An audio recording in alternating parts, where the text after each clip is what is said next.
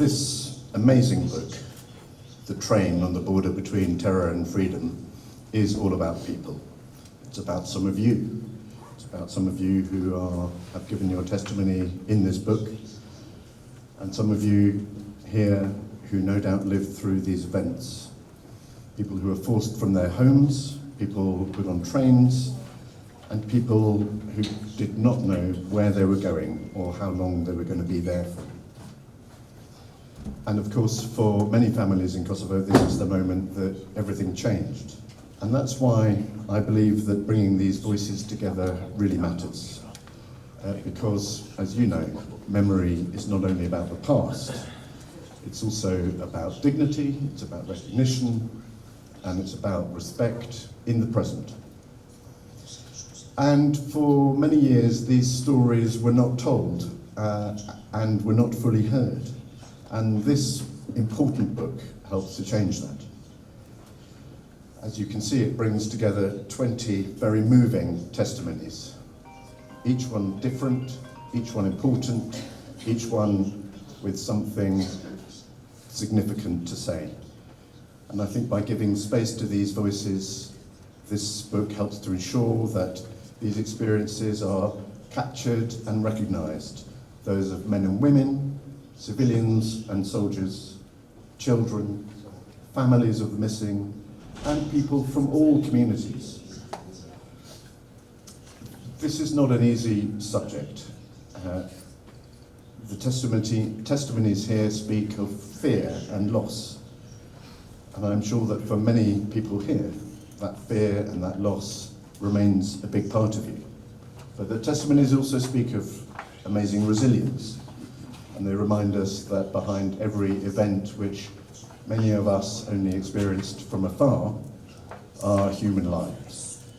So listening to these voices is essential if we are serious about understanding the past and the future. Because I think this book does more than just document what happened. It creates a space and for reflection, a starting point for dialogue, and a source for learning. And I think that matters particularly for younger generations, and they are the ones that will shape the future. Because I think when memory is shared in this way, it can be a bridge between generations and between different perspectives. Because the story here is also a story of solidarity. In a moment of crisis, Albania, North Macedonia, Montenegro opened their borders, and communities there received people in need. And the international community responded. I am proud that the UK became a home and a refuge for many people who needed it at that time, and many of whom, by the way, I should say, went on to make incredible contributions both in the UK and here in Kosovo. So these moments of solidarity matter. They remind us that even in the most difficult of times, humanity and support and dignity remain. We as the UK are very proud to have supported this work because we believe that trying to deal with the past is essential. Ju që I keni thonë pesh, edhe rëndësi të madhe këtij libri, por edhe këtij rrugtimi, të cilin shumë shpesh të rinjtë të reja të Kosovës së pas luftës as nuk e kuptojnë e as nuk e njohin mjaftueshëm. Para se me ndo se si e kam pa unë krejt këtë rrugtim timin me këto rrëfime edhe pse ka nis kjo ide, du me I falenderu të gjithë respondentët. Është e kohë të kesh një ide kur nuk ke mundësi me ushqy me përmbajtje, edhe ju I keni dhënë kuptim sepse keni hapë zemrën edhe e keni nda me ne krejt përvojën tuaj personale, ashtu se si ka qenë dhe ne jemi mundu bashkë me kushtrimin, me integrën dhe të tjerët që kanë punuar në dokumentim, në ekipin e dokumentimit, mos me e prek dhe me lan ashtu se si ju e keni ndje dhe si ju e keni përjetu. E tha edhe ambasadori, është tepër e rëndësishme që 27 vite pas luftës, jo të gjitha përpjekjet tona, qofshin për liri, ose dhe përvoja tona që I kemi pasur në rrethana të ndryshme brenda dhe jashtë Kosovës, janë dokumentuar. Mendoj që dokumentimi është tepër I rëndësishëm për të pas mundësi edhe në krijimin e paqes aty ku ende është, si ta them, fragjile, për ta ushqy paqen edhe për ta mirëmbajt paqen edhe për ta kriju hapësirën për dialogim të vazhdueshëm edhe të gjeneratave që janë prekur direkt nga lufta, por edhe të fëmijëve, të trive, të rejave që nuk e njohin mirë këtë pjesë. Në këtë mënyrë, libri nuk është thjesht për mbledhje kujtimesh, por platformë për dialog midis gjeneratave dhe ballafaqim konstant me të kaluarën. Duke i hapur këto faqe, ne bëjmë një akt kujtesë dhe një premtim ndaj vetes që historia të mos mbulohet si lumenjtë e Prishtinës. Në fund, metafora e lumenjve, atyre të varrosur nën qytet dhe atyre që të përbërë nga turmat e njerëzve, na kujton një gjë, që historia, sado që përpiqemi ta mbulojmë, e gjejmë gjithmonë një mënyrë për të dalë në sipërfaqe.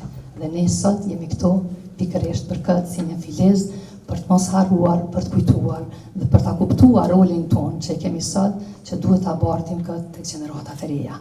Fragmenti përzgjedhur nga rrëfimi i Miradie Dobruna Mejës. Më 24 mars, NATO filloi bombardimet ndaj forcave serbe në Kosovë. Dhuna serbe ndaj shqiptarëve dita ditës vente duke u shtuar. Rezervat ushqimore pakoheshin çdo ditë. Më 27 mars dola për të blerë bukë. Para furës ishte një resht i gjallë. Një grua e moshuar më shtyu dhe më tha me zë që i dridhi. Ik moj bi, këta sot do të na vrasin gjithve. Pse i thash unë? Ne asgjë nuk po bëjmë, po presim radhë për të blerë bukë. Mbrëm, tha ajo me zë që i të ullët që i dridhi. Në fushë Kosovë ka ndodhur hataja. Kam vrarë civilit e mjek shqiptar e sidomos ata që kanë mjekuar luftëtar të UÇK-s. Pasi motra me bashkëshortin ishin mjek dhe jetonin në fushë Kosovë, e pyeta se mos dinte gjë për familjen e saj. Ik, më tha. U dradh trupi. Ika nga radha, nuk prita më për bukë.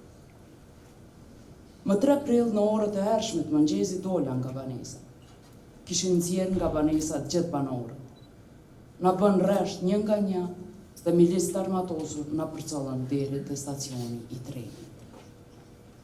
Kur erdhi treni në panik turma u shty. Na 3 muaj pikrisht kur isha duke hyrë në tren, djali im Urani më shqiti nga dhora. Më mori turma. Djali largohi nga unë, nuk e shihja. U përpoqa të zbresja, por ishte e pamundur. Qaja, thresja me zët lartë. U afrova afër dritarës. Atëherë, një grua e panjore kishte kapur. E ngriti hopa dhe më dha djali. Ishte momenti më i frikshëm i jetës ime. Treni u nis në heshtje drejt kufirit Maqedonisë. Askush nuk fliste. Vetëm dëgjoheshin ofshamat dhe zërat që pyetnin. Ku po na qoj? Çka do të bëhet me ne?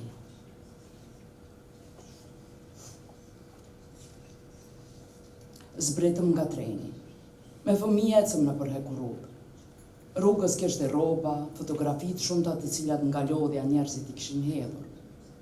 Paradita arritëm në një fushë afër së cilës kalonte një lum. Thanë se ky është Lepenci dhe se jemi në Blac.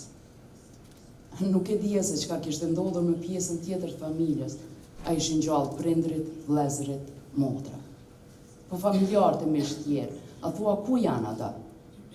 Ishte shumë ftaftë. Sikurse nuk mjaftonte të ftoftit filloi të vinte shi tërdita. Ra edhe borë. Fëmijët ishin lagur, ishin të rritur e të friksuar. Me një fjalë, ishim gjithë shumë të raskapitur. Ne nuk ishim asgjë me veti, as rroba, as ushqime. Kishte kaluar mesdita. Fëmijët filluan të kërkojnë bukë.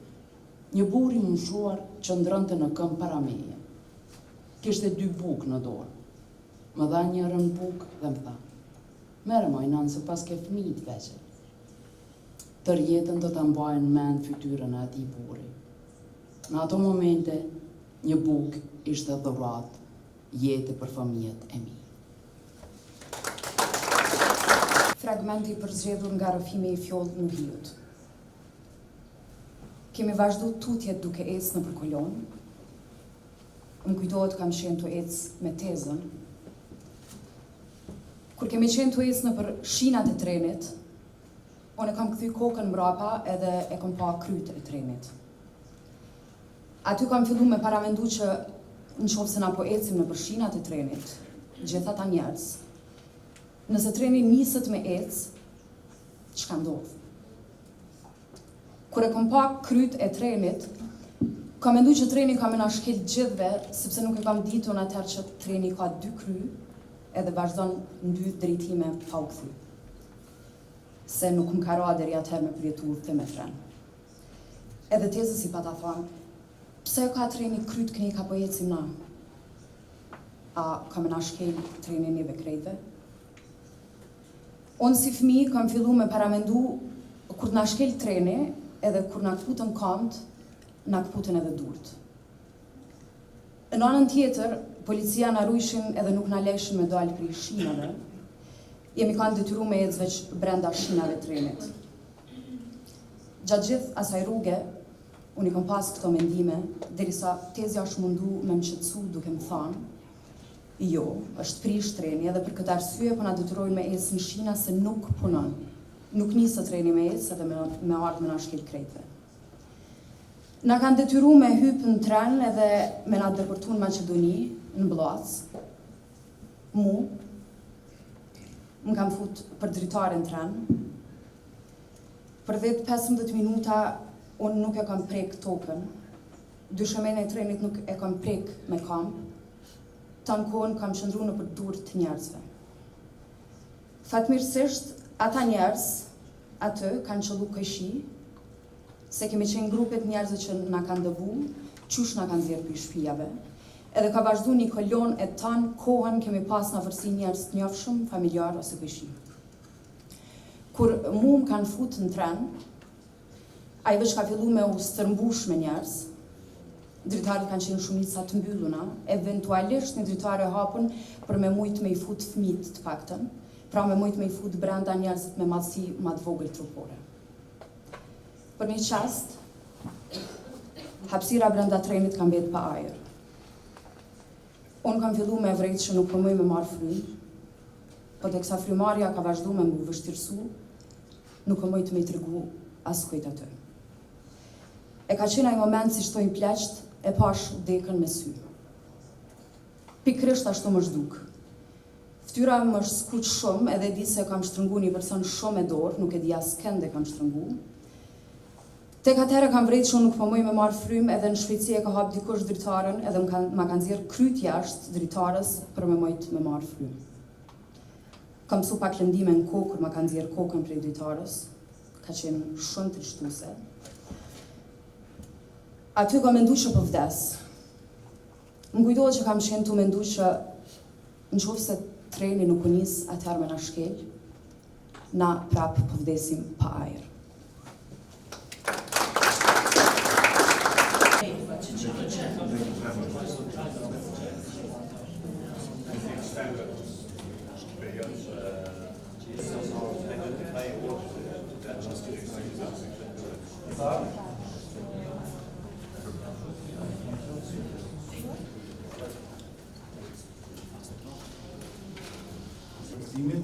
Në kanalin numër 1 është për që më shqipe.